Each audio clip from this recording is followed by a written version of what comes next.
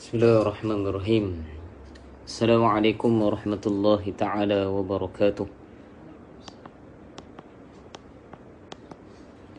إلى حضرة النبي المصطفى صلى الله عليه وسلم وإلى أزواجه وذريته وإلى أصحابه وإلى التابعين وإلى التابع التابعين وإلى العلماء والنقباء والنجباء وإلى أولياء الصالحين وإلى آبائنا وأمهاتنا وإلى المسلمين والمسلمات والمؤمنين والمؤمنات وخصوصا إلى شيخنا الحجة الإسلام الإمام محمد ابن محمد الغزالي رحمه الله تعالى بسير الفاتحة. أعوذ بالله من الشيطان الرحمن الرحيم مالك يوم الدين صراط الذين أنعمت عليهم غير المغضوب عليهم. إن الحمد لله نحمده ونستعينه ونستهديه ونستغفره ونؤمن به ونتوكل عليه ونعوذ بالله من شرور أنفسنا ومن سيئات أعمالنا. من يهده الله فلا مضل له ومن يضلله فلا هادي له. نشهد أن لا إله إلا الله وحده لا شريك له ونشهد أن سيدنا ونبينا ومولانا وحبيبنا وطبيبنا وإمامنا محمدا عبده ورسوله لا نبي بعده. اللهم صل وسلم على نور الأنوار وسير الأسرار وترياك الأغيار ومفتاح باب اليسار سيدنا ومولانا محمدا المختار وآله أطهار وأصحابه الأغيار عدد نعم الله وإفضاله. فقال سبحانك لا علم لنا إلا ما علمتنا إنك أنت العليم الحكيم. فقال رب اشرح لي صدري ويسر لي أمري واحلل عقدة من لساني يفقه قولي. اللهم اغفر لنا ما قدمنا وما أخرنا وما أصرنا وما أعلنا وما أسرفنا وما أنت أعلم به منا. أنت مقدم وأنت مؤخر لا إله إلا أنت يا مقلب القلوب ثبت قلوبنا على دينك وعلى طاعتك. سبحانك إنا كنا من الظالمين ولا حول ولا قوة إلا بالله العلي العظيم. أما بعد. Dengar ke suara saya? Pertama sekali kita syukur pada Allah Subhanahu wa taala atas limpah rahim daripada Allah Subhanahu wa taala masih kita lagi dapat sambung pengajian kita, pengajian kitab Bidayatul Hidayah. Bidayatul Hidayah karangan Al-Imam Al-Hujjatul Islam Abi Hamid Muhammad ibni Muhammad Al-Ghazali rahimahullahu taala. Pertama sekali yang saya muliakan kedua ibu bapa saya. Semoga Allah Ta'ala memberi kesihatan yang sempurna kepada keduanya dan kepada ahli keluarga saya. Semoga Allah Subhanahu Wa Ta'ala juga memberi kesihatan, dan kepada sidang penonton di Facebook Live Madrasah Ar-Raudah. Sihat semua. Di kawasan Madatul Razak ni hari ni dah keluar dah berkeliling bahawa kita disambung lagi kawasan zon merah sehingga 15 Januari. Sepatutnya semalam dah habis dah, hari ni dah boleh semayang dah. Ini keluar keliling lagi, kita kena sambung lagi. PKPB kan, bersyarat kan. Alhamdulillah, summa alhamdulillah, semuanya daripada Allah Subhanahu wa taala. Dan di sini juga memberi peluang kepada kita dan melihat keimanan kita kepada Allah Subhanahu wa taala. Siapa yang benar-benar merindui rumah Allah Subhanahu wa taala, di mana kalau kita nak lihat nanti pun Allah Taala akan takdirkan satu waktu yang mana juga lebih kurang, bukan lebih kurang, tapi boleh dimaklumkan daripada para ulama kita menerusi hadis-hadis baginda Nabi sallallahu alaihi wasallam bahawa di rumah-rumah Allah nanti pun di akhir zaman apabila datang sahaja fitnah yang terbesar, yakni Al-Masihud Dajjal, juga akan ditutup rumah-rumah Allah Subhanahu wa taala. Bukan tutup macam mana, tapi dibahaskan oleh para ulama, kita tidak lagi Bahkan para ulama sebut ditutup ini orang Islam yang beriman kepada Allah Ta'ala akan dicatur makanan mereka, akan dihadkan makanan mereka. Sehingga disebutkan oleh para ulama membahaskan hadis tentang akhir zaman, orang-orang beriman ini akan kenyang dan hilangkan haus dengan zikir kepada Allah Ta'ala. Akan hilangkan kelaparannya, akan mendapatkan kenyang, akan mendapatkan segala keperluan hidupnya dengan membaca Al-Quran, dengan solat dan sebagainya. Semua amalan-amalan berkaitan dengan agama Allah, khusus dalam bidang ubudiyah kepada Allah Ta'ala. Itu kita akan sampai nanti. Mohon kepada Allah Ta'ala semoga kita ini tergolong dalam mereka yang sentiasa merindukan rumah Allah Subhanahu Wa Ta'ala, seperti mana yang difirmankan oleh Allah Ta'ala di dalam Al-Quran, innama ya'muru masajidallah man amana billah wal yawmil akhir wa aqama as-salah wa ata az-zakah wa lam yakhsha illa Allah fa'asa ulaika ay yakunu minal muhtadin. Innama ya'muru masajidallah, hanya saja mereka yang ya'muru masajidallah. Allah memulakan ayat ini dengan takkid. Kalau kita belajar dalam lughatul Arabiyah, penekanan innama, sesungguhnya, ya'muru masajidallah, mereka yang sedang memakmurkan rumah Allah. Kalau terjemah saja, tapi kalau tafsir para ulama, ya'muru di sini dengan fi'il mudhari' tapi tajaddud. Tajaddud bermakna sentiasa, always. Always kan?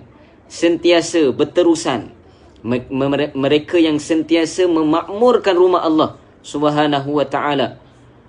Ya'muru masajidallah man amana billah, merekalah yang beriman kepada Allah Subhanahu Wa Ta'ala.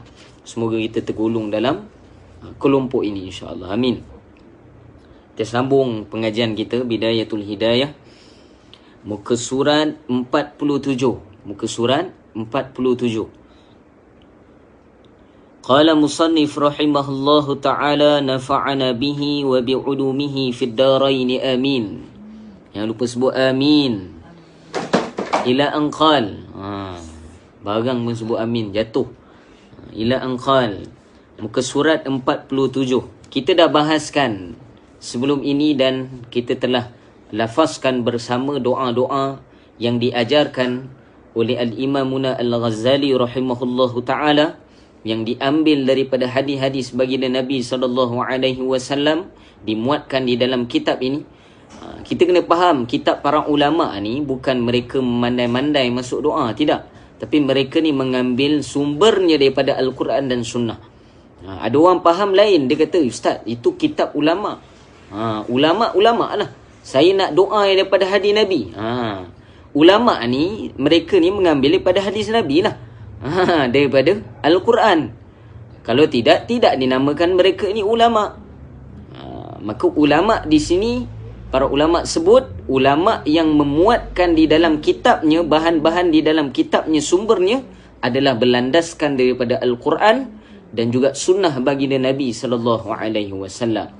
Maka bila disajikan kepada kita amalan ataupun doa yang diletakkan di dalam kitab ini, maka ianya sebenarnya ianya sebenarnya sumbernya daripada Quran dan hadis, bukan daripada para ulama, daripada baginda Rasulullah sallallahu alaihi wasallam dan juga Allah Subhanahu wa taala. Sebab dia orang faham, dia tak tahu dia faham macam mana.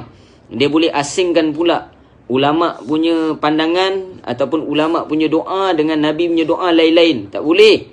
Ulama ni juga mengambil daripada pandangannya Rasulullah sallallahu alaihi wasallam. Bahkan mereka ini telah memudahkan urusan kita di akhir zaman. Kita tidak mampu untuk mengambil direct daripada Al-Quran dan Sunnah. Tak mampu terus mengambil sumber daripada Al-Quran. Sebab mereka nak mengambil sumber daripada Al-Quran memerlukan cabang-cabang ilmu yang kukuh. Sebagai contoh, ilmu nahwu, ilmu saraf, mantik, balaghah dan sebagainya. Mereka semua mahir dalam bidang ini. Kemudian mereka keluarkan, disajikan kepada kita. Kita ini, kata guru saya, seumpama Tok nenek kita ni dah tanam pokok dah tinggal nak tuai buah saja, nak ambil buah saja. Nak ambil buah potong makan je. Tak perlu nak tanam dan sebagainya. Ulama-ulama kita dulu dah buat dah untuk kita. Cari doa-doa yang berkaitan dengan hujan, doa-doa yang berkaitan dengan sekian-sekian perkara, kemudian datangkan kepada kita. Alangkah mudahnya kita di akhir zaman ni. Akan tapi para ulama kita sebut masih lagi ada mereka yang sombong kepada Allah Subhanahu wa taala, sombong kepada para ulama dengan menafikan setiap perkara yang dibawa oleh para ulama. Na'udzubillah min zalik. Semoga kita ni berlindung daripada kelompok yang menolak para ulama. Habis. Al-Imam Al-Ghazali rahimahullahu ta'ala di dalam kitab Bidayatul Hidayah, kita dah habis dah doa yang diajarkan di antara azan dan iqamah. Doa yang diajarkan di antara azan dan iqamah.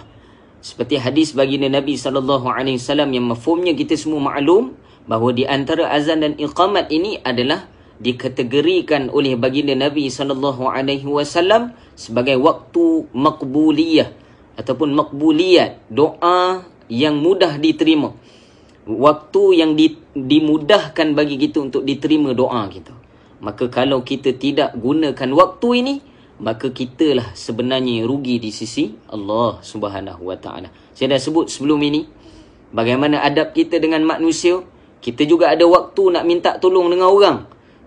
Tak adalah kita pergi ketuk pintu jiran kita pukul 2-3 pagi.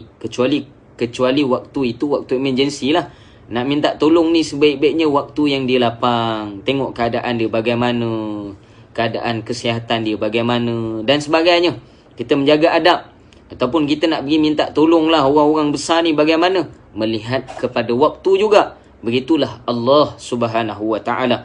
Bagi Allah juga, Allah tidak terikat dengan waktu, tapi yang terikat dengan waktu adalah kita. Maha suci Allah yang terikat dengan waktu. Allah ini adalah zat yang tidak berpegang kepada waktu. Dialah yang awal dan dialah yang akhir. Ini dalam akidah Asy'ariyah kita pegang. Kan tapi para ulama sebut bagi kita sebagai adab seorang hamba, kita juga kena tahu waktu yang sesuai untuk berdoa kepada Allah Subhanahu wa taala. Bagaimana nak tahu ustaz waktu yang sesuai nak doa dengan Allah? Yakni tidak lain tidak bukan melalui Rasulullah sallallahu alaihi wasallam. Hanya Nabi sahaja yang tahu waktu yang sesuai, waktu bila untuk berdoa dengan Allah Subhanahu wa taala. Dan bagaimana nak tahu daripada Nabi ni doa-doa ni waktu bila yang makbul doa ini adalah melalui susu jalurnya ilmu para ulama. Ini melalui jalan para ulama kita tahulah bahawa Nabi pernah beritahu begini, waktu beginilah makbul untuk berdoa kepada Allah Subhanahu wa taala. Habis. Kemudian dan hendaklah engkau, ni pada paragraf perenggan yang ketiga. Dan hendaklah engkau bagi waktumu dari selepas sembahyang subuh. Dan hendaklah engkau bagi waktumu. Bagi waktu ni maksud dia apa? Membahagikan waktu. Ini melapangkan waktu kita. Daripada selepas sembahyang subuh tadi sampai waktu terbit matahari. Waktu ni kita akan bahas lebih panjang nanti. Tu nanti. InsyaAllah. Apa yang dikatakan waktu terbit matahari? Terbit fajar bermula waktu bila? Terbit matahari bermula waktu bila? Nanti kita akan bahaskan lebih panjang. Tapi saya nak bahaskan di sini banyak skop kita nak baca kitab dulu. Banyak sebelum ni kita bahas luar. Dan hendaklah engkau bagi waktumu dari selepas sembahyang subuh tadi sampai waktu terbit matahari kepada 4 bahagian. Kata Imamuna Al-Ghazali, selepas waktu subuh, kita kena bahagikan waktu kita sehingga terbit matahari. Dibahas oleh para ulama secara umum terbit matahari bila? Adalah pada waktu syuruk. Syuruk para ulama sebut adalah di waktu matahari itu mula naik. Dan terbit matahari juga para ulama juga sebut adalah selepas 15 minit selepas waktu syuruk. Dua pembahasan para ulama. Menurut pandangan para ulama di dalam ilmu falak, antaranya Al-Imam Fakhruddin Ar-Razi rahimahullahu ta'ala, juga pandangan Al-Imam Syekh Nuruddin Ar-Raniri rahimahullahu ta'ala, juga pandangan Al-Imam Marzuqi rahimahullahu ta'ala, membahaskan panjang lebar tentang bagaimana perbezaan waktu itu. Sebab di dalam mazhab juga dikira waktu ini. Sebab kalau menurut pandangan Al-Imam Abu Hanifah rahimahullahu ta'ala, adanya selepas daripada waktu syuruk, yakni waktu syuruk 15 minit selepas waktu syuruk adalah dinamakan baginya solat Isra'. Solat Isra', para ulama sebut ini di dalam mazhab Hanafi. Akan tapi dibahaskan di dalam mazhab kita Muhammad bin Idris Asy-Syafi'i, mazhab Syafi'i, kita tidak ada solat sunat Isra'. Kita terus solat sunat duha. Ustaz, saya dah amal sunat Isra' ni macam mana? Boleh, tak jadi masalah. Juga boleh diamalkan oleh kita. Kerana dia adalah solat nafil, solat sunat. Bahkan digalakkan untuk memperbanyakkan solat sunat. Kalau kita melihat pada pandangan para ulama, yang dimaksudkan oleh Al-Imamuna Al-Ghazali rahimahullahu ta'ala adalah pada waktu 15 minit selepas waktu syuruk. Nanti kita bahaskan waktu ini, yang mana terbit matahari, waktu bila yang dinamakan dengan fajar sadiq. Sebelumnya adanya fajar kadhib. Macam mana nak bezakan waktu itu? Di mana waktu yang memang diangkat doa oleh Allah Subhanahu wa ta'ala, yang di mana di akhir waktu sahur itu, di akhir waktu sahur, yakni sebelum adanya benang putih, tu kita akan bahaskan sedikit nanti kalau ada waktulah, insya-Allah. Di sini nak fokus amalan dulu. Selepas daripada waktu subuh, Al-Imamuna Al-Ghazali rahimahullahu ta'ala ajar pada kita untuk bahagikan waktu kepada 4 bahagian. Yang pertama adalah waktu untuk kita berdoa. Waktu untuk kita berdoa. Adakah berdoa ini termasuk berdoa selepas daripada solat fardu subuh? Dijawab oleh guru saya, Tuan Guru Haji Razali bin Ibrahim hafizahullahu ta'ala, bahawa ia juga termasuk dengan doa selepas waktu subuh. Habis main subuh, kita berdoa kepada Allah Ta'ala. Ia termasuk dengan pembahasannya Imam Ghazali rahimahullahu ta'ala. Pertama kita nak bahaskan, adakah doa selepas solat ini dilakukan oleh baginda Nabi SAW ataupun tidak? Sebab sebahagian di akhir ini kita melihat adanya pandangan mengatakan bahawa selepas daripada solat Nabi tak doa. Adakah betul pandangan itu? Ini kita datangkan beberapa riwayat daripada Rasulullah SAW. Antaranya, pertama, dibahas oleh para ulama bahawa hadis yang diriwayatkan daripada Sayyidina Abu Musa Al-Asy'ari radhiyallahu anhu. Ini tak ada dalam kitab ni, saya selingan sahaja, info tambahan. Adakah berdoa selepas daripada solat tadi dituntut ataupun tidak? Dituntut ini dengan makna sunat ataupun tidak? Bukan wajib, sunat ataupun tidak? Bahawa daripada sahabat Nabi yang bernama Sayyidina Abu Musa Al-Asy'ari radhiyallahu anhu. Siapa dia Sayyidina Abu Musa Al-Asy'ari? Beliau adalah salah seorang pada sahabat Nabi, dan di kalangan sahabat Nabi yang digelarkan baginya ulama. Maksud dia ulama di kalangan sahabat. Sahabat ni tak semua orang ulama, tak semua sahabat ni yang pakar dalam bidang agama. Ada sahabat yang mereka ni khusus dalam bidang-bidang tertentu. Sebagai contoh, bidang hadis. Kita gelarkan bagi Abul Hadis adalah Sayyidina Abu Hurairah radhiyallahu anhu. Dikenalkan juga bagi Abul Faqih ataupun Abul Fiqh, bapa segala fiqh, yang ini digelarkan kepada Sayyidina Abdullah ibnu Umar radhiyallahu anhuma. Itu sahabat Nabi yang pakar di bidang fiqh. Juga disebut Sayyidatina Aisyah radhiyallahu anha, isteri Nabi juga pakar dalam bidang fiqh. Yang mana kita mengambil pandangan Sayyidina Abdullah ibn Umar radhiyallahu anhuma di dalam i'tidal kita. Para ulama sebut juga mengambil pandangan Sayyidina Abdullah ibn Umar dalam riwayat yang kita mengambilnya solat witir dengan 2 rakaat 1 salam, kemudian 1 rakaat 1 salam. Itu pun riwayat yang sahih daripada Sayyidina Abdullah ibn Umar radhiyallahu anhuma. Dapat? Bukan buat 2 rakaat, kan kita buat dalam tarawih 2 rakaat witir, kemudian ditambah lagi 1 rakaat witir. Kan? Ada orang kata, Ustaz, 3 rakaat terus, tu lebih sunnah. Itu beriwayat daripada sahabat juga. Siapa riwayat tu? Daripada Sayyidatina Aisyah radhiyallahu anha, isteri Rasulullah sallallahu alaihi wasallam. Maknanya Nabi pernah melakukan dua-dua keadaan. Yang salah apa, dia bergaduh dengan orang. Kau salah ni, tak ikut hadis. Tak, kedua-duanya riwayat yang sahih daripada para ulama yang sampai kepada Rasulullah sallallahu alaihi wasallam.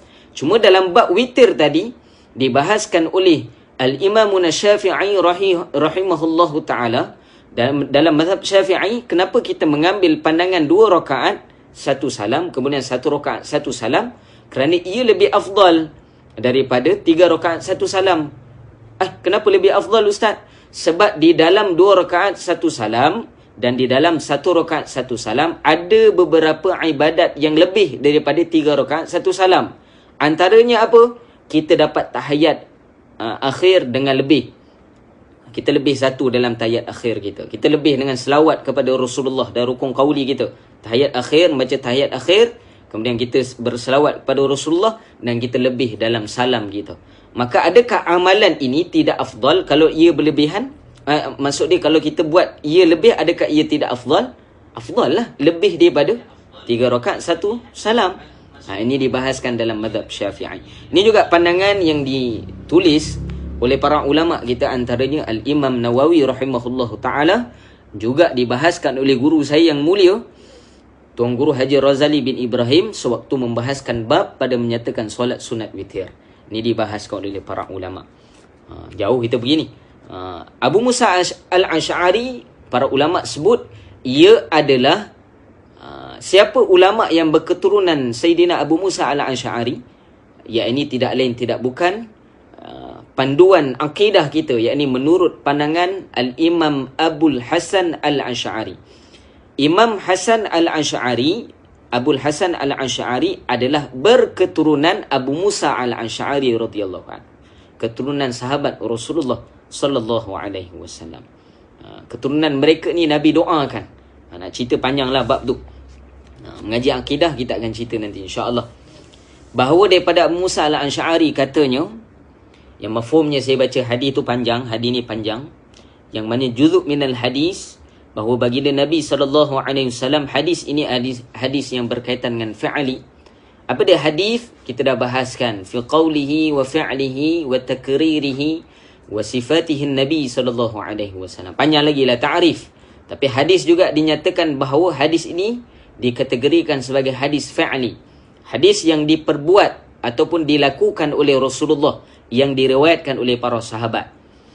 Bahawa kata Abu Musa al-Ash'ari, ketika Nabi SAW balik dari peperangan Khaybar, baginda SAW mengutuskan Abu Amir mengetuai tentera ke atas Autos, dan Amir syahid. Abu Amir syahid. Sebelum kesyahidannya, dia sempat berkata kepada Abu Musa, "Wahai anak saudaraku, pergi berjumpa Nabi SAW dan katakanlah kepada baginda Rasulullah SAW, mohonkan ampun untuk diriku."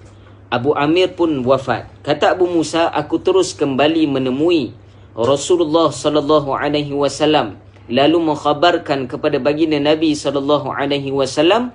Baginda SAW meminta air, lalu berwuduk. Kemudian baginda Rasulullah SAW mengangkat kedua-dua tangannya. Ini pertama adab para ulama sebut. Baginda Nabi SAW kebiasaannya sebelum berdoa kepada Allah Ta'ala, Nabi SAW akan mengambil wuduk. Ini adab. Kalau kita melihat kepada para ulama pun, kalau kita lihat, bukan saja berdoa. Imam Malik bin Anas, mazhab Maliki, tidak akan membaca hadis Rasulullah SAW. Maksud tidak akan meriwayatkan hadis Nabi selagi mana beliau tidak mandi dahulu. Ini bukan mandi wajib ni mandi biasa. Maknanya bersihkan tubuh badan. Kemudian memakai wangi-wangian, barulah memulakan majlis hadis. Ini para ulama dulu. Sama Rasulullah SAW sebelum berdoa, kebiasaannya Nabi akan mengambil wuduk. Kemudian Nabi mengangkat kedua-dua tangannya. Ini hadis pertama sekali kita nak riwayatkan di sini juga bahawa Nabi SAW juga berdoa dengan adabnya mengangkat tangan. Sebab ada pandangan mengatakan pada akhir-akhir ni, mengatakan bahawa doa ni tak perlu angkat tangan. Cukuplah kita letak tangan begini berdoa saja. Ya, boleh, tak masalah, perkara sunat. Akan tetapi kalau kita menuruti hadis Rasulullah SAW, sebagai yang pertama ini daripada Sayyidina Abu Musa al-Asy'ari, bahawa Rasulullah SAW selepas mengambil wuduk, Nabi akan mengangkat kedua-dua tangannya, lalu beliau berdoa, Ya Allah, ampunilah dosa hamba-Mu Abi Amir, dan melihat keputihan ketiak baginda Nabi SAW. Maksud dia apa di sini? Disyarahkan oleh para ulama kita bahawa Nabi mengangkat tangan Nabi melebihi daripada bahu baginda Nabi, sehingga boleh melihat bahagian daripada bawah lengannya Rasulullah sallallahu alaihi wasallam. Hadis ini juga dibacakan di dalam beberapa kitab syama'il yang diwartakan oleh para ulama, antaranya kitab yang dikarang oleh Syekh Zakaria Akan-Dahlawi rahimahullahu taala, yang kitab itu bernama Al-Khasail Nabawiyah fi Syarhi Syama'il Muhammadiyah, yang dikarang oleh Maulana Zakaria mensyarahkan hadis yang diriwayatkan oleh Sayyidina Al-Imam Abu Isa Muhammad ibnu Isa ibnu Saurah At-Tirmidzi rahimahullahu ta'ala, bahawa nak mengatakan bahawa sahabat ni dapat nampak bawah lengan Nabi ni waktu bila? Waktu Nabi mengangkat tangan doa kepada sahabat yang lain. Ini hadis tentang riwayatnya Nabi mengangkat tangan ketika berdoa. Juga para ulama sebut, kata guru kami, kalaulah baginda Nabi SAW diminta oleh sahabat untuk berdoa kepada Allah Ta'ala atas hajat mereka, Nabi terus mengambil wuduk kemudian berdoa kepada Allah Subhanahu Wa Ta'ala. Bagaimana pula Nabi ini kalau selepas daripada solat fardu? Adakah Nabi tidak berdoa selepas itu? Para ulama sebut kalau menurut kepada tamsilan hadis ini, misal daripada hadis ini cukup, bahawa waktu-waktu selain daripada selepas solat pun Nabi berdoa dengan mengangkat tangan. Para ulama juga sebut selepas daripada solat pun Nabi juga mengangkat tangan untuk berdoa kepada Allah Subhanahu Wa Ta'ala. Banyak riwayat ni.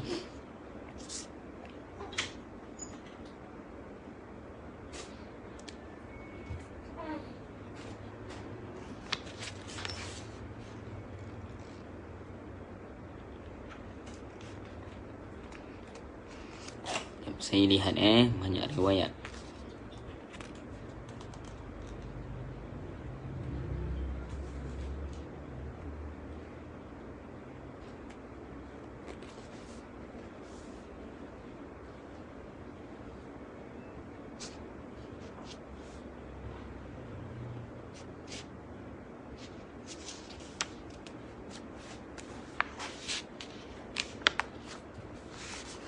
Dan di sini juga diriwayatkan daripada Sayyidina Abdullah bin Umar radhiyallahu anhuma. Abdullah bin Umar radhiyallahu anhuma. Tak boleh baca radhiyallahu anhu, radhiyallahu anhuma. Sebab apa? Abdullah adalah anak kepada Sayyidina Umar radhiyallahu anhu. Bahawa anna Nabi sallallahu alaihi wasallam dzakara qaula Ibrahim wa Isa farafa'a yadayhi wa qala Allahumma ummati. Allahumma ummati. Yang diriwayatkan sungguhnya Nabi SAW menyebut perkataan Nabi Ibrahim dan Nabi Isa alaihi wassalam, lalu baginda Rasulullah SAW pun mengangkat kedua-dua tangannya sambil berdoa, Ya Allah, selamatkanlah umatku. Dan juga para ulama sebut secara ringkaslah, kalau nak baca riwayat ni terlampau banyak riwayat daripada Rasulullah SAW, daripada para ulama kita, bahawa baginda Nabi ini, kalaulah kita mengatakan bahawa Nabi tidak berdoa selepas pada solat, walaupun ada riwayat Nabi terus bangun, dan banyak lagi riwayat yang mungkin kita tidak cermat dalam hadis baginda Nabi SAW, menyebabkan kita terus mengeluarkan fatwa-fatwa kita ataupun hukum-hukum daripada kita tanpa kita meneliti hadis-hadis baginda Nabi SAW. Bahkan para ulama juga sebut di dalam riwayat-riwayat bahawa kalaulah Nabi ini tidak berdoa selepas daripada solat fardunya, maka sahabat tidak tahu apa yang Nabi doakan.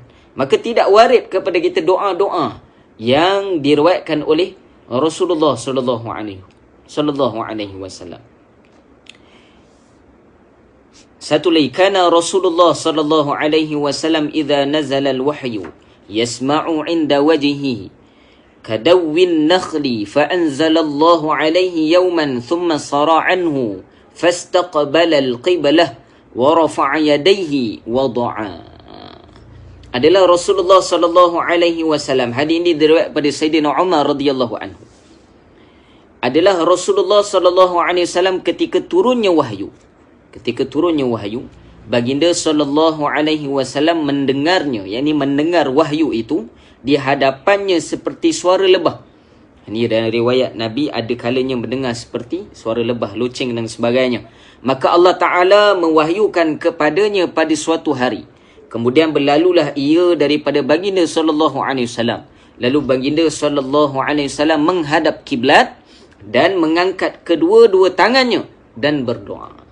Banyak riwayat Nabi mengangkat tangan untuk berdoa kepada Allah Subhanahu wa taala.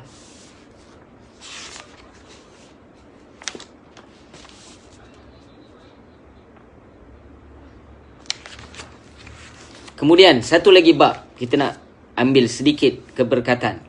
Adakah selepas berdoa ini perlu menyapu muka kita? Ada orang kata tak perlu ustaz. Nak sapu ni buat apa nak sapu-sapu? Adakah Rasulullah buat? Sebenarnya hujah Rasulullah buat ataupun tidak. Kalau ikut dalam kaedah fiqh. Dalam kaedah fiqh ni. Sebenarnya ia tidak hujah sebenarnya perkara tadi. Kalau orang tanya Nabi buat ke tak buat ustaz? Kita tahu dia tak belajar usul fiqh. Kalau orang belajar dalam bidang fiqh, dalam usulul fiqh, dalam istibat hukum, mereka takkan cakap macam tu. Ni adab kita dengan para ulama, adab kita dengan ilmu. Sebab fiqh juga sumbernya daripada Al-Quran dan Sunnah. Adakah menyapu muka selepas daripada berdoa itu sunnah Rasulullah ataupun tidak? Di sini satu riwayat didatangkan daripada sanad yang sahih daripada Imam Abu Isa Muhammad ibnu Isa At-Tirmidzi rahimahullah ta'ala. Imam Tirmidzi meriwayatkan hadis yang sahih. Kana Rasulullah sallallahu alaihi wasallam idza rafa'a yadayhi. Apabila baginda Nabi sallallahu alaihi wasallam mengangkat kedua tangannya. Idza rafa'a yadayhi, mengangkat kedua tangannya. Yadayhi dengan maksud yadayhi ni dua tangan. Fi du'a, di dalam doanya. Nampak takkid ni? Tekan ni, fit doa, dalam doanya. Lam yuhithuma hatta yamsaha bihima wajah. Adalah Rasulullah sallallahu alaihi wasallam bila mengangkat kedua-dua tangan baginda sallallahu alaihi wasallam semasa berdoa, yadaihi fit doa, semasa berdoa, baginda sallallahu alaihi wasallam tidak meletakkannya. Maksud meletakkan ni, tidak melepaskan tangan baginda Nabi, melainkan setelah baginda sallallahu alaihi wasallam menyapu kedua-dua tangan ke mukanya. Dapat?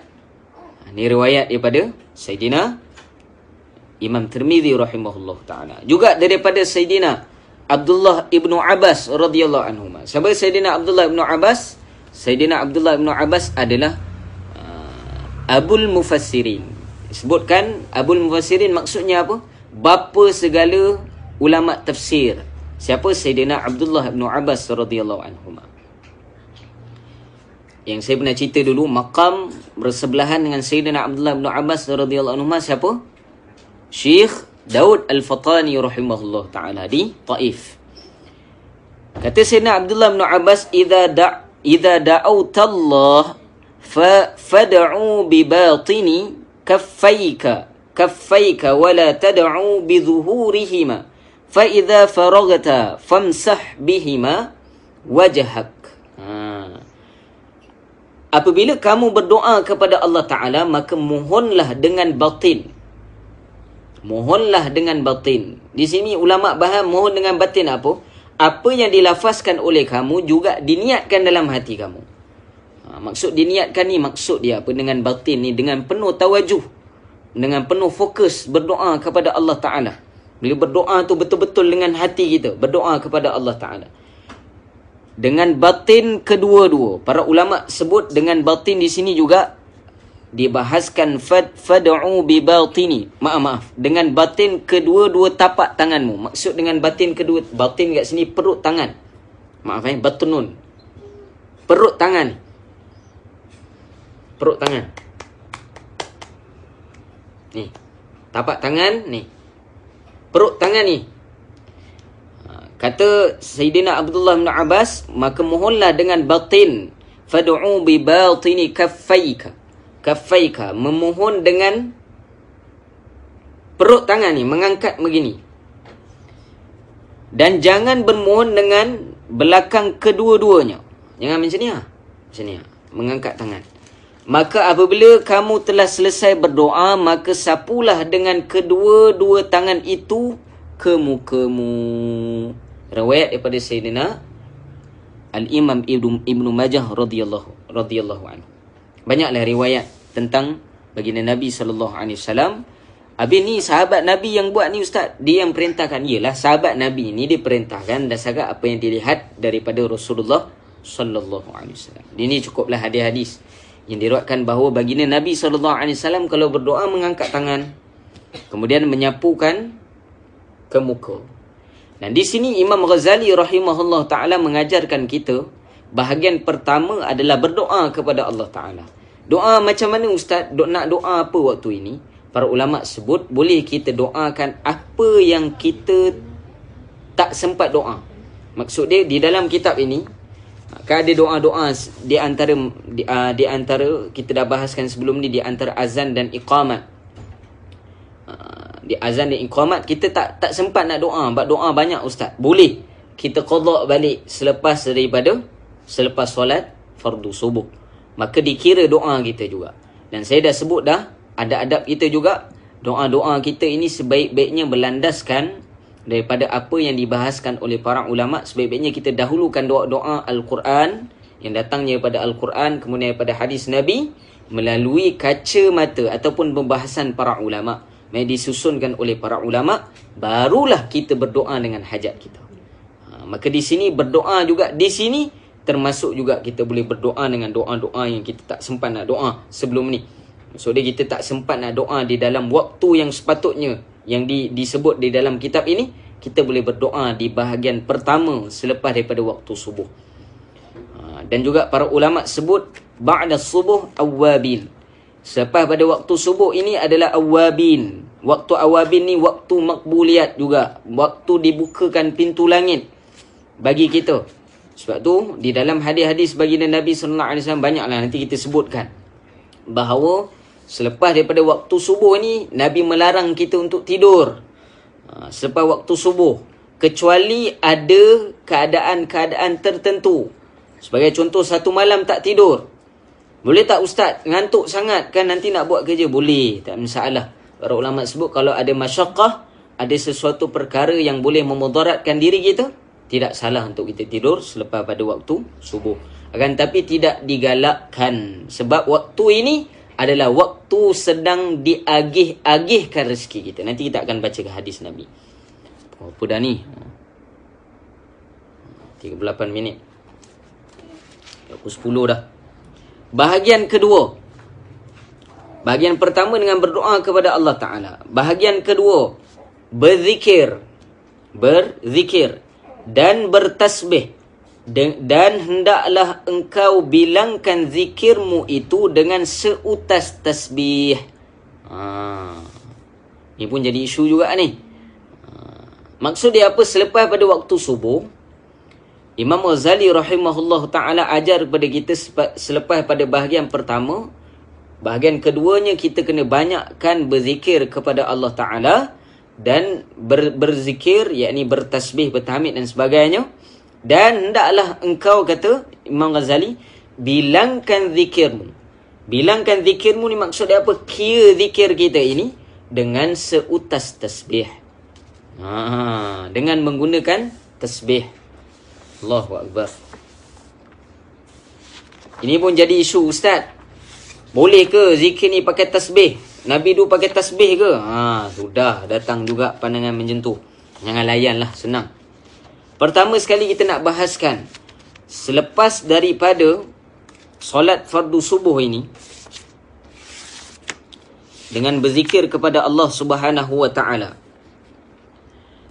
Dan di sini juga guru kami yang mulia Tuanku Haji Razali bin Ibrahim mengatakan bahawa zikir selepas daripada solat fardu subuh juga dibahaskan termasuk dalam apa yang dikatakan oleh Imam Ghazali.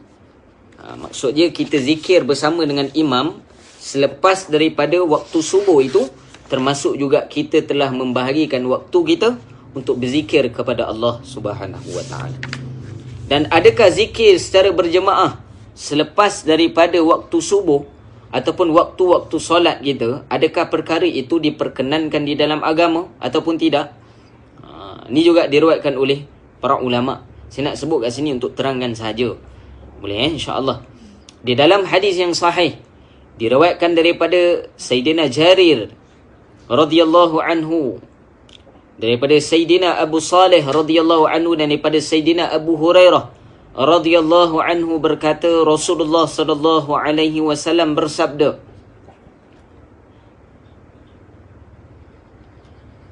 Innallah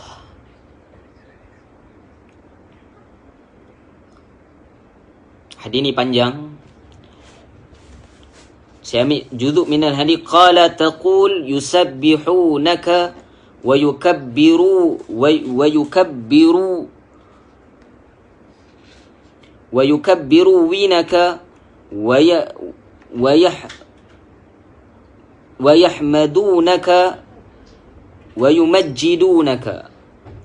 Qala fayaqul hal ra'awni?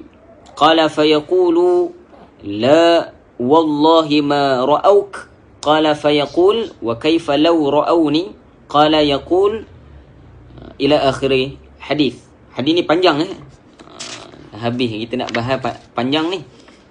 Sungguhnya Allah Ta'ala yang mafhumnya, sungguhnya Allah Ta'ala memiliki para malaikat yang mempunyai kelebihan yang diberikan oleh Allah Ta'ala. Para malaikat selalu mengelilingi bumi. Para malaikat sentiasa memerhatikan majlis zikir. Apabila mereka dapati ada satu majlis yang dipenuhi dengan zikir, mereka turut mengikuti majlis tersebut, di mana mereka akan melingkunginya dengan sayap-sayap mereka sehinggalah memenuhi ruangan antara orang yang menghadiri majlis zikir tersebut. Pertama, baginda Nabi SAW memaklumkan kepada kita bahawa adanya malaikat di sisi Allah Ta'ala, yang mana inna lillahi malaikatan yatufuna fit turuq. Hadis ni bukan inna Allah, saya baca silap tadi. Inna lillahi malaikah, di sisi Allah Ta'ala, sesungguhnya di sisi Allah Ta'ala ini memiliki para malaikat yang mempunyai kelebihan. Maksudnya dikhususkan di sisi Allah Ta'ala ini adanya malaikat yang mana khusus kerja mereka hanya untuk mencari majlis zikir. Bahas para ulama secara lughawinya, secara umumnya adalah majlis zikir. Ini majlis yang di dalamnya ada zikir. Maksud dalamnya ada zikir ini. Juga dibahas oleh para ulama secara umumnya majlis zikir ini adalah majlis ilmu, juga terdiri pada majlis zikir, dengan makna bahawa zikir adalah mengingati Allah Subhanahu wa taala. Cuma di dalam hadis ini kita nak cerita tentang apa? Majlis yang mana yang dikhususkan di dalam hadis ini? Yang mana malaikat yang khusus yang didatangkan oleh Allah Ta'ala ni akan duduk bersama dengan orang di dalam majlis zikir ini. Apabila orang ramai yang hadir di dalam majlis tersebut beredar, para malaikat naik ke langit. Baginda SAW bersabda, Allah Ta'ala bertanya para malaikat, sedangkan Allah Ta'ala mengetahui pergerakan mereka.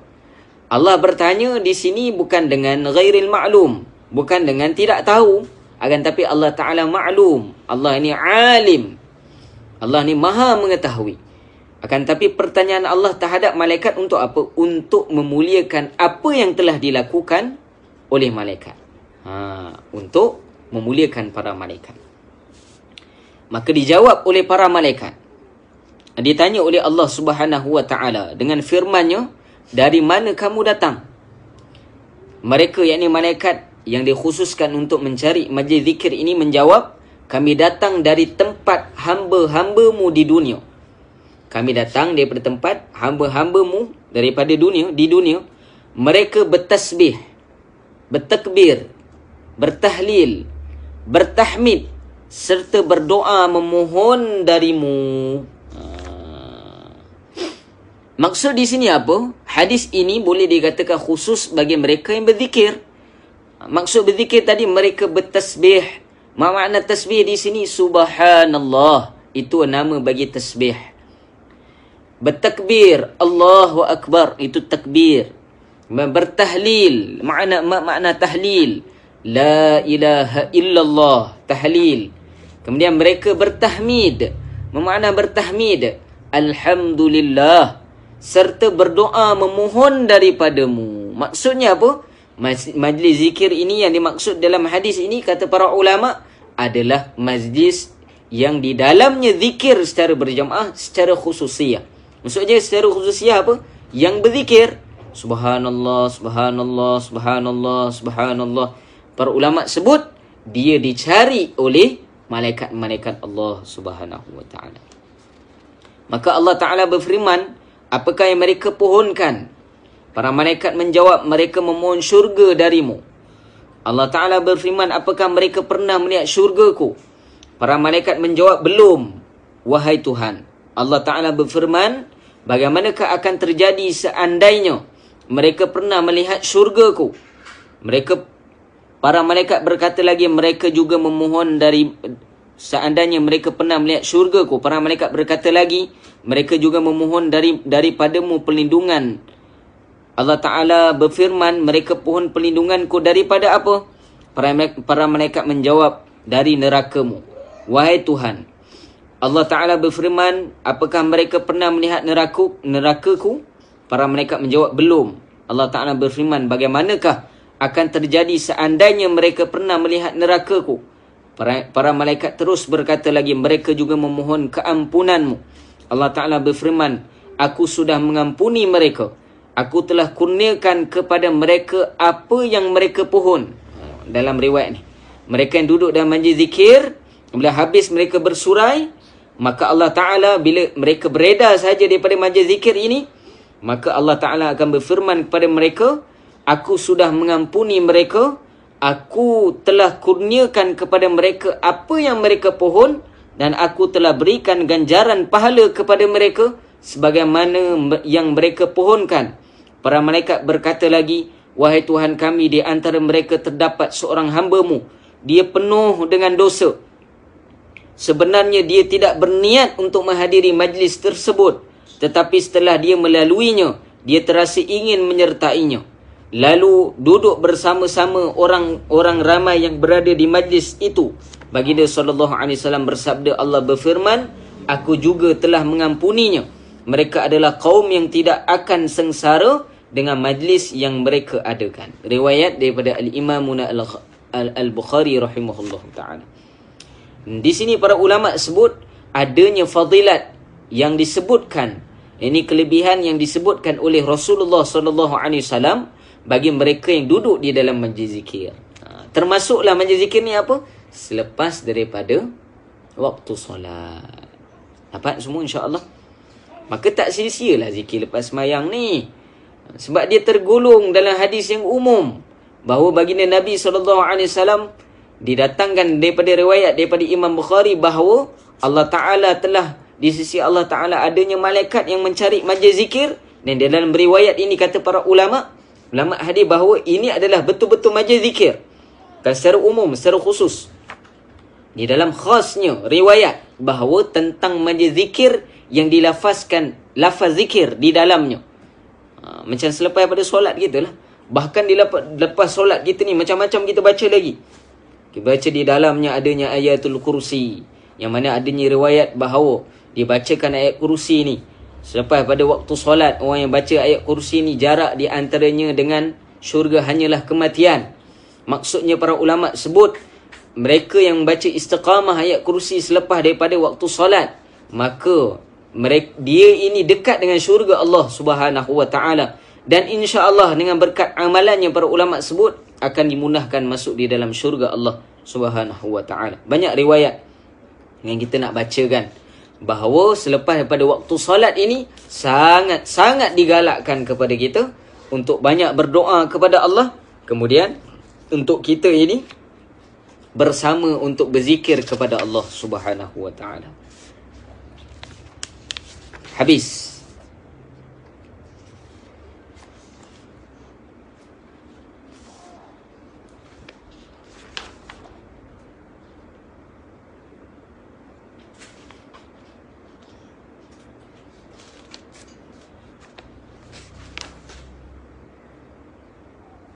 Banyaklah riwayat kalau kita nak baca kan. Banyak sangat, Masya Allah. Kemudian di dalam zikir ini kata Imam Ghazali rahimahullah ta'ala, bahawa kita juga digalakkan untuk menggunakan tasbih. Hendaklah kata Imam Ghazali menggunakan tasbih untuk membilang-bilang zikir kita. Kerana apa? Kerana itu kita akan bahaskan pada pertemuan yang akan datang insya-Allah. Kenapa kena zikir pakai tasbih? Yang mana orang cakap ni, oi pakai tasbih pula ni. Macam Buddha je zikir. La haula wala quwata illa billah. Cukuplah kita zikir ni dalam hati cukup. Kira-kira pakai jari pun cukup. Kenapa kena pakai tasbih? Dia juga dibahaskan oleh para ulama. Tasbih ni bukan para ulama buat. Dia datang daripada generasi salafun salih, yang ni pada zaman sahabat lagi telah menggunakan tasbih. Cuma perbezaannya adalah mereka ini menggunakan biji-biji tamar. Hanya sahabat Nabi yang menggunakan batu dan sebagainya. Kita akan bahas lebih panjang insya-Allah pada pertemuan yang akan datang. Ini dah 10 lebih dah insya-Allah. 2 perkara selepas daripada solat fardu subuh. Kalau kita tak mampu untuk membahagikan waktu kita, saya tak masukkan yang 2 lagi yang bawah tu. Dua perkara dulu. Iaitu selepas pada waktu subuh, tak mampu kita untuk melakukan perkara ini. Maksudnya memang membahagikan waktu kita kepada 4 bahagian sehingga waktu terbit matahari.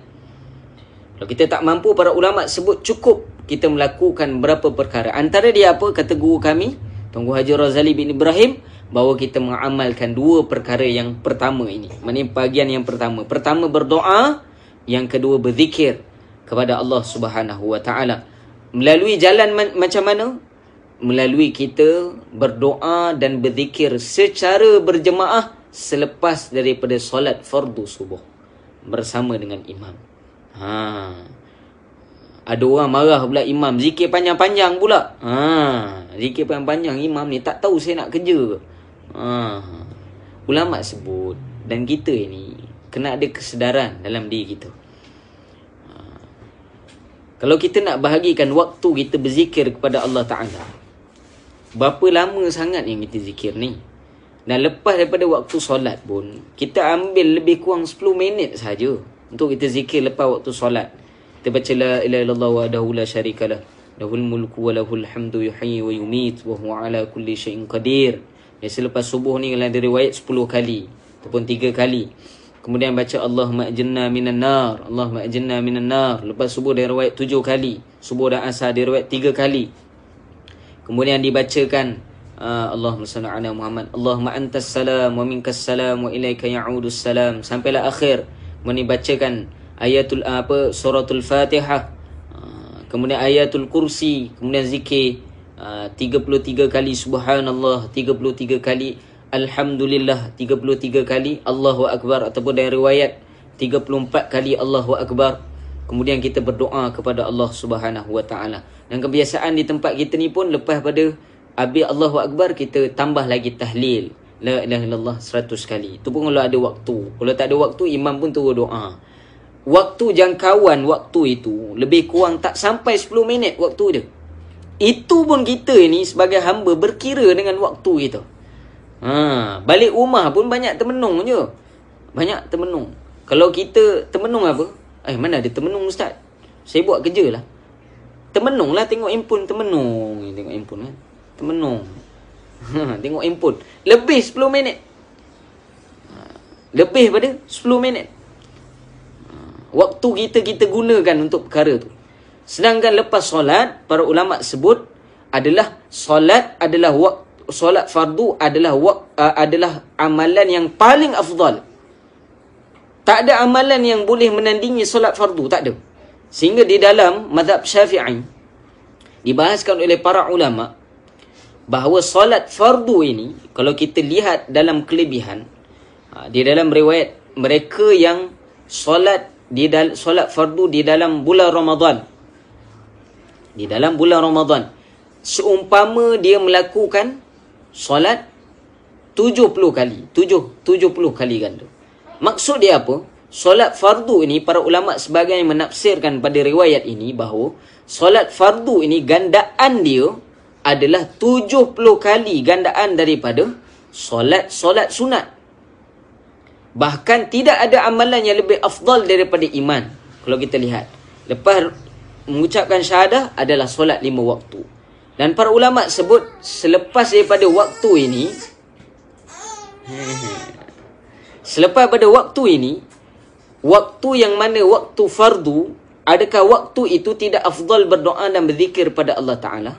Itulah waktu afdalnya. Sebab kita telah melakukan amalan yang paling besar dalam Islam. Dan melalui amalan tadi insya-Allah akan diterima amalan-amalan sunat kita. Yang ni amalan zikir selepas solat kita. Amalan berdoa selepas pada solat kita. Maka kita, kata Habib Ali Zainal Abidin, Hafizahullah Ta'ala, mengatakan bahawa kadang-kadang kita sombong dengan Allah Ta'ala, terus bangun. Kalau ada masyarakat tak apa. Ada keperluan tak jadi masalah. Kita tak larang, akan tapi usahalah atas waktu kita ini. Kalau kita tidak lapangkan waktu kita, tak ada waktu lapang. Tak ada istilah nantilah saya lapang waktu. Kita ni memang tak ada waktu lapang sebenarnya. Ada je benda nak buat. Ada je benda nak buat. Melainkan kita sendiri yang melapangkan waktu kita untuk memperbanyakkan zikir kepada Allah Ta'ala. Bahkan mereka yang istiqamah dengan amalan ini, para ulama kita sebut melalui hadis riwayat daripada Imam Al-Bukhari rahimahullahu ta'ala, bahawa dimudahkan doanya untuk dimakbulkan oleh Allah Subhanahu wa ta'ala. Ingat saya dah sebut sebelum ini, dibahas oleh para ulama, dengan zikir secara berjemaah juga, berdoa secara berjemaah juga, antara sebab untuk kita ni mudah diterima doa dan zikir kita. Sebab apa? Kita dikira burung. Umat akhir zaman ni dikira burung amalan kita. Walaupun kita doa waktu itu tak faham apa nak doa, ataupun kita tak ikhlas waktu tu, kita tak tawajuh dalam doa kita, ghaflah, lalai, akan tapi di dalam berjemaah doa itu adanya mereka yang ikhlas, adanya seorang yang ikhlas, ada orang yang tawajuh dengan Allah Ta'ala, ini fokus dengan Allah Ta'ala dengan doa itu, dengan doa yang dilafazkan, maka dengan sebab dia diterima doa-doa yang telah dipanjatkan oleh kita semua. Rugi kita. Dan bagi mereka yang ada masyarakat, mungkin nak hantar anak dan sebagainya, bangun tak jadi masalah. Tapi jangan salahkan orang lain. Ni salah imam pula. Imam zikir panjang sangat ni, tak tahu ke orang nak. Awak nak balik-balik lah. Jangan nak kacau ibadat orang lain. Ibadat orang lain yang pencin nak duduk, biarlah dia nak duduk. Yang kita nak dengki kat dia, kenapa kita tak mampu, kita bangun je lah balik. Tak ada orang marah. Setakat pengalaman saya ni, pergi masjid, pergi surau, tak ada lagi orang marah lah. Bangun-bangun orang marah, syirik ni, ni bid'ah, tak ada. Bangun lepas daripada solat fardu. Kita faham dia ada masyarakat, kita faham dia ada masalah, dia ada hal yang perlu dia selesaikan, baliklah, tak jadi masalah. Tapi adab kita dengan Allah Subhanahu wa ta'ala, sebaik-baiknya selepas pada menyembah Allah Ta'ala dengan amalan fardu, mohonlah dengan Allah Ta'ala dan tambahlah sedikit amalan kita. Semoga Allah Subhanahu wa ta'ala beri taufik kepada kita, kekuatan kepada kita, dan juga hidayah, petunjuk, supaya Allah Ta'ala, supaya diri kita ini lebih dekat dengan Allah Subhanahu wa ta'ala, dan diri kita ini lebih mudah untuk melakukan amalan. Dan sebenarnya secara hakikatnya, kalau kita nak belajar tasawuf ni, secara hakikatnya, kalau kita ni tak mampu untuk berdoa kepada Allah Ta'ala, kita tak mampu untuk berzikir, melapangkan waktu kita, sebenarnya kata Tuan Guru saya, kita ni sebenarnya tidak dipandang oleh Allah Ta'ala. Tidak dipandang ni maksud dia apa? Sebab Allah tak kendak kita ni untuk doa dengan Allah, tak pilih kita untuk doa dengan Allah Ta'ala. Sebab tu kita tak mampu nak doa. Allah tak pilih kita untuk duduk lepas waktu subuh untuk zikir. Kalau secara hakikat lah. Akan tapi secara ikhtiarnya kitalah yang mengatur waktu kita. Maka tidak ada sesiapa yang boleh menghalangi kita. Kalau kita cakap boleh, datanglah seluruh manusia untuk cakap tak boleh. Maka kita boleh buat. Sebab apa? Diri kita yang cakap boleh. Tapi kalau kita cakap tak boleh, datang seluruh manusia untuk menghentikan kita. Untuk membolehkan kita. Kita cakap tak boleh. Maka tak ada siapa boleh halang kita untuk kita tak boleh tu. Tak ada siapa boleh halang kita. Tak ada siapa untuk menghilangkan tak boleh tu pada kita. Sebab apa? Keputusan itu dilakukan oleh kita. Wallahu subhanahu wa ta'ala a'lam. InsyaAllah apa yang kita nak bahaskan pada hari ini, semoga Allah subhanahu wa ta'ala beri kuatan kepada kita, taufik dan hidayah. Dan semoga Allah Ta'ala juga memberi kefahaman kepada kita, kefahaman yang betul, yang mengikut pandangan kacamatanya para ulama ahlu sunnah wal jamaah, yang sampai sanad mereka ini kepada Rasulullah sallallahu alaihi wasallam. Dan juga semoga Allah Ta'ala menerima amalan-amalan yang telah kita lakukan. Dan semoga Allah Ta'ala juga memberi kekuatan pada kita untuk istiqamah di dalam majlis-majlis ilmu agama Allah Subhanahu wa Ta'ala. Tak kisahlah majlis ilmu tadi orang ramai tengok ke tak ramai tengok ke. Ini orang nak tengok rate banyak ni. Berapa view ada. Wala haula wala quwata illa billahil aliyil azim. Tu bukan maksud menuntut ilmu. Asatiza pun, ustaz-ustaz pun terkesan sekarang ni. View dia. Tengok view berapa ramai kan. Ramai tengok ni. La haula wala quwata illa billahil aliyil azim. Maksud untuk kita mencari ilmu adalah semata-mata kerana Allah Subhanahu wa ta'ala. Dan bagaimana kita ini bagaimana diri kita ini mudah untuk dekat dengan Allah Subhanahu wa ta'ala, juga dekat dengan amalan-amalan sunnah Rasulullah sallallahu alaihi wasallam melalui pembahasannya para ulama. Wallahu ta'ala a'lam.